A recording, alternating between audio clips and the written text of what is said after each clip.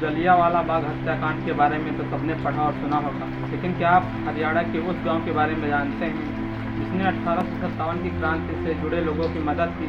तो अंग्रेजों ने उनसे बदला लेने के लिए उन गांव वालों पर अंधाधुंध गोलियां चलवाई, लोगों को तोप के मुंह से बांधकर दगा दिया, तो कुछ लोगों को गांव के बाहर एक पेड़ में फांसी चढ़ा दी और मुख्य लोगों को रोड रोलर के नीचे कुचल दिया। वह सड़क लोगों के खून से लाल हो गई, जिसे आज लाल सड़क के नाम से जाना जाता है। जिस आज़ादी के लिए उन गांव वालों ने इतनी कुर्बानियां दी, फिर भी आज़ादी के 70 साल बाद क्यों नहीं उस गांव में तिरंगा झंडा लहराया गया? इस घटना के बारे में सारा देश जानना चाहता है। नमस्कार दोस्तों, सत श्री अकाल, आदाब। मेरा नाम है जय कुमार। मैं स्वागत करता हूं आप सबका अपने चैनल सटीक जानकारी में।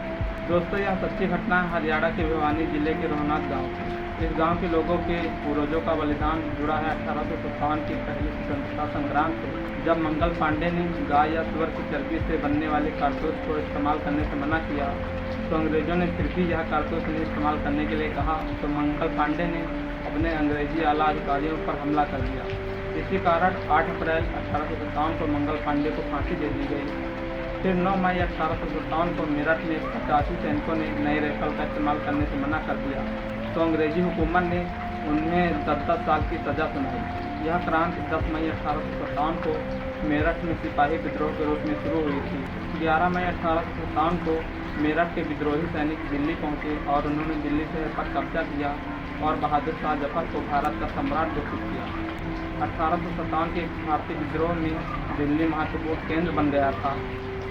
दिल्ली में 11 मई 1857 को शुरू हुई क्रांति की चिंगारी हरियाणा के हिसार और झांसी तक पहुंच चुकी थी। 29 मई 1857 के दिन रोहनाथ के हिंदू और मुस्लिम भी एक होकर अंग्रेजों के खिलाफ फांसी जा पहुंचे और अंग्रेजों पर हमला कर दिया। इस हमले में 11 छोटे बड़े अंग्रेज अधिकारी मारे गए। रोहनाथ गांव के लोगों से बदला लेने के लिए और विरोध की चिंगारी दबाने के लिए सबसे खतरनाक सैनिक टुकड़ी अंग्रेजों ने भेजी। इस सैनिक टुकड़ी ने रोहनाथ गांव के लोगों के ऊपर बिना सोचे समझे फायरिंग करने लगी। इसमें अनगिनत लोग मारे गए। ब्रिटिश फौज ने तो कुछ लोगों को तोप से बांधकर उड़ा दिया, तो कुछ लोगों को गांव की सीमा पर स्थित बरगद के पेड़ से फांसी पर लटका दिया। महिलाओं ने खुद की इज्जत बचाने के लिए गांव के कुएं में कूद गई और उन्होंने आत्महत्या कर अपनी आबरू बचाई। पूरा गांव तबाह कर दिया गया। जिन लोगों ने उन 11 अंग्रेजों को मारने की बात कबूल की, उन्हें ब्रिटिश फौज पकड़कर हिसार ले गई। वहां खुलेआम सड़कों पर सभी को रोड रोलर से कुचल दिया गया। पूरी सड़क उन शहीदों के खून से लाल हो गई। इसी सड़क को बाद में लाल सड़क का नाम दिया गया। रोहनाथ में अंग्रेजों ने इंसानों के रहने लायक जैसी कोई जगह नहीं छोड़ी।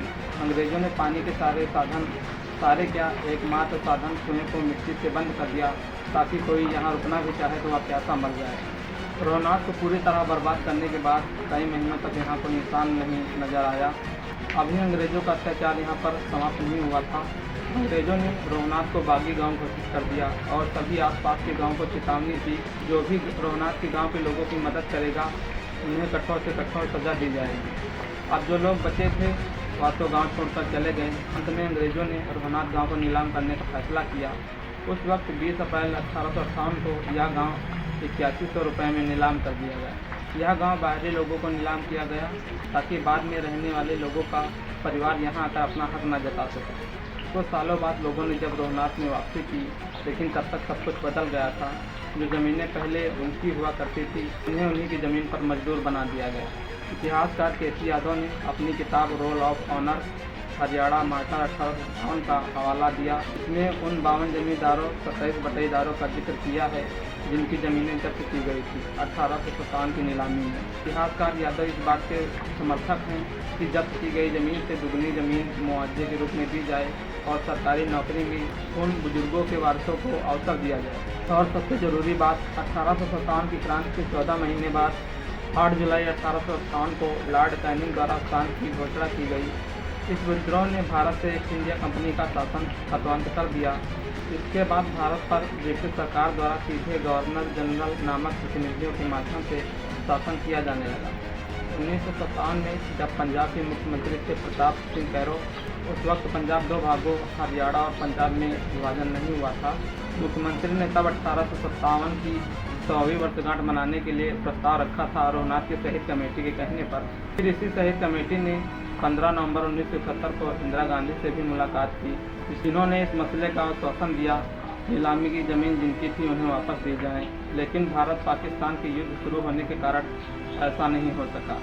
इसीलिए रोहनाथ के 5000 आबादी वाला गांव आज़ादी के 71 साल तक तिरंगा नहीं लहराया गया।